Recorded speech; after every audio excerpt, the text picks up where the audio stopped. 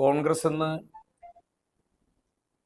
വന്ന ഡോക്ടർ സരിനെയായിരുന്നു ഞങ്ങളന്ന് നിയോഗിച്ചത്. നല്ല പെർഫോമൻസ് തന്നെയാണ് ആ ബൈ ഇലക്ഷനിൽ LDFും സ്ഥാനാർത്ഥി എന്ന നിലയ്ക്ക് സഖാവ് ഡോക്ടർ സരിനും കാഴ്ചവെച്ചത്. ഞങ്ങൾക്ക് വോട്ട് വർദ്ധിച്ചു.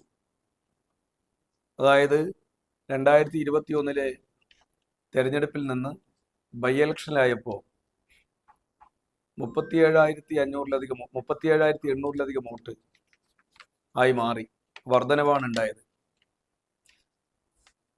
അതുകൊണ്ട് തന്നെ ഈ മണ്ഡലത്തിൽ ഞങ്ങളെ സംബന്ധിച്ചിടത്തോളം ഈ മണ്ഡലം ഇടതുപക്ഷ ജനാധിപത്യ മുന്നണി ജയിക്കണമെങ്കിൽ